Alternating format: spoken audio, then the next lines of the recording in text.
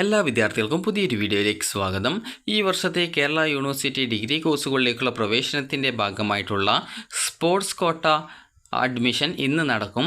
Sports quota അഡ്മിഷനുമായി ബന്ധപ്പെട്ട് വിദ്യാർത്ഥികൾക്ക് എവിടെയാണ് അലോട്ട്മെൻറ്റ് കിട്ടാനുള്ള, അതായത് അഡ്മിഷൻ കിട്ടാനുള്ള സാധ്യത, അത് മനസ്സിലാക്കിയിട്ട് വിദ്യാർത്ഥികൾ ആ ഒരു കോളേജുകളിൽ പോവേണ്ടതാണ്.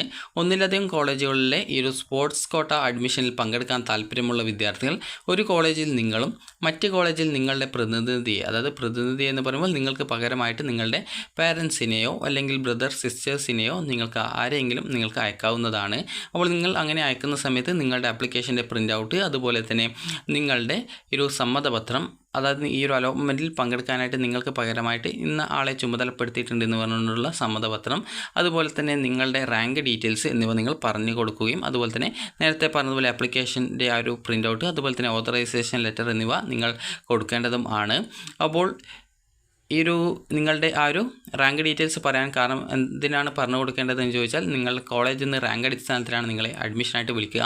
അപ്പോൾ ആ ഒരു റാങ്ക് വിളിക്കുന്ന സമയത്ത് നിങ്ങൾ കൃത്യമായിട്ട് നിങ്ങളോ നിങ്ങളുടെ പ്രതിനിധിയോ ആ ഒരു സമയത്ത് ഹാജരാവണം. അതല്ലെങ്കിൽ പിന്നീട് അടുത്തൊരു വിദ്യാർത്ഥിക്കായിരിക്കും ആ ഒരു സീറ്റിലേക്ക് അവസരം കൊടുക്കുക, പിന്നീട് നിങ്ങൾക്ക് അവസരം തരില്ല. അപ്പോൾ അതുകൊണ്ട് തന്നെ നിങ്ങൾ കൃത്യമായിട്ട് റാങ്ക് ഡീറ്റെയിൽസ് കൂടി നിങ്ങൾ ആരെയാണോ അയക്കുന്നത് അവരോട് പറഞ്ഞു കൊടുക്കേണ്ടതാണ്.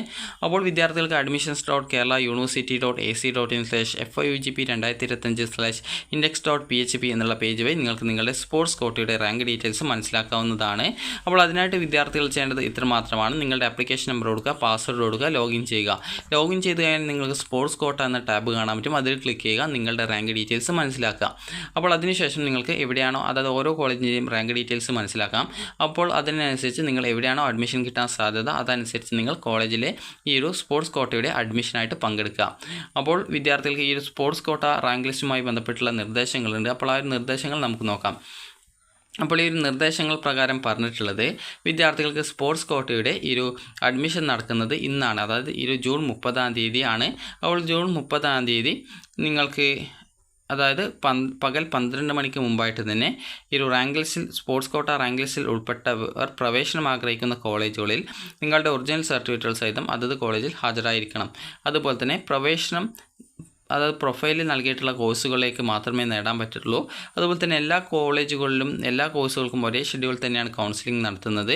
അതുകൊണ്ട് തന്നെ ഒന്നിൽ കൂടുതൽ കോളേജുകൾ റാങ്ക് ലിസ്റ്റിൽ ഉൾപ്പെട്ടവർ കൗൺസിലിംഗിൽ പങ്കെടുക്കാനായിട്ട് രക്ഷിതാവ് അല്ലെങ്കിൽ പ്രതിനിധിയുടെ സഹായം ഉപയോഗപ്പെടുത്താവുന്നതാണ്.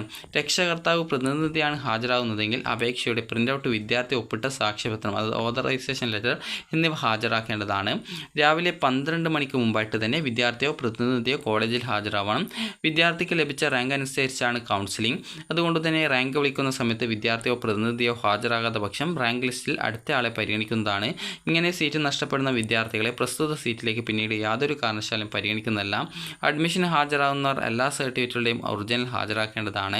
പ്രതിനിധി ഹാജരാകുന്ന കോളേജാണ് അഡ്മിഷൻ ലഭിക്കുന്നതെങ്കിൽ പ്രിൻസിപ്പൽ അനുവദിക്കുന്ന സമയത്തിനുള്ളിൽ വിദ്യാർത്ഥി നേരിട്ടെത്തി ഒറിജിനൽ സർട്ടിഫിക്കറ്റുകൾ ഹാജരാക്കി അഡ്മിഷൻ നടപടി പൂർത്തീകരിക്കേണ്ടതാണ്.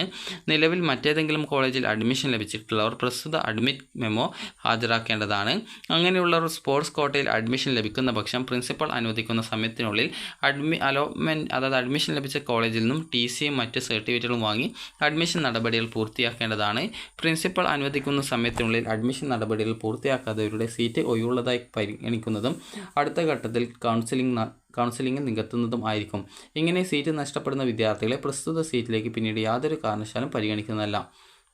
വിദ്യാർത്ഥികൾ സ്കാൻ ചെയ്ത് അപ്ലോഡ് ചെയ്ത സർട്ടിഫിക്കറ്റുകൾ ഓൺലൈനായിട്ട് വെരിഫിക്കേഷൻ നടത്തിയാണ് റാങ്ക് ലിസ്റ്റ് തയ്യാറാക്കിയിരിക്കുന്നത്. ഒറിജിനൽ സർട്ടിഫിക്കറ്റുകൾ അതത് കോളേജുകളിൽ പരിശോധിക്കുന്നതാണ്. ഈ ഒരു ഘട്ടത്തിൽ സർട്ടിഫിക്കറ്റുകളിൽ ഏതെങ്കിലും തെറ്റുകുറ്റങ്ങൾ കണ്ടെത്തിയാൽ അഡ്മിഷൻ നിരസിക്കുന്നതാണ്. പ്രൊഫൈലിൽ നൽകിയിട്ടില്ലാത്ത സർട്ടിഫിക്കറ്റുകൾ ഒന്നും തന്നെ അഡ്മിഷൻ സമയത്ത് പരിഗണിക്കുന്നതല്ല. അഡ്മിഷൻ ലഭിക്കുന്ന യൂണിവേഴ്സിറ്റി അഡ്മിഷൻ ഫീസ് അവരുടെ പ്രൊഫൈലിലൂടെ ഓൺലൈനായിട്ട് അടക്കണം. ആയതിലേക്കുള്ള ലിങ്ക് കോളേജിൽ നിന്നും ആക്റ്റീവാക്കി തരുന്നതാണ്.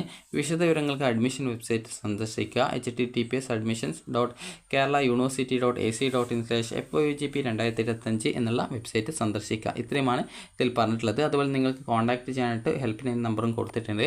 അപ്പോൾ അത് വാട്സപ്പും ഉള്ള നമ്പറാണെന്നാണ് തോന്നുന്നത്. അപ്പോൾ നിങ്ങൾക്കതിൽ കോൺടാക്റ്റ് ചെയ്യാവുന്നതാണ്. അപ്പോൾ ഇന്ന് ഉച്ചയ്ക്ക് 12 മണിക്ക് മുമ്പ് തന്നെ വിദ്യാർത്ഥികൾ കോളേജിൽ നേരിട്ടെത്തുക. കാരണം ഈ ഒരു നിങ്ങളുടെ റാങ്ക് വിളിച്ചിട്ടാണ് അഡ്മിഷൻ തരിക. അപ്പോൾ റാങ്ക് വിളിക്കുന്നതിന് മുമ്പായിട്ട്, അത് രാവിലെ 9 മണി മുതൽ ഇതിൻ്റെ 10 മണി മുതൽ ഇതിൻ്റെ ആ ഒരു പ്രോസസ്സ് തുടങ്ങും. അപ്പോൾ അതുകൊണ്ട് തന്നെ നിങ്ങൾ കൃത്യമായിട്ട് നേരത്തെ തന്നെ കോളേജുകളിൽ പോവുക. അപ്പോൾ നിങ്ങൾക്ക് ഈ ഒരു വീഡിയോ ഉപകാരപ്രദമായിട്ടുണ്ടെങ്കിൽ ലൈക്ക് ചെയ്യുക, ഷെയർ ചെയ്യുക. Thank you for watching.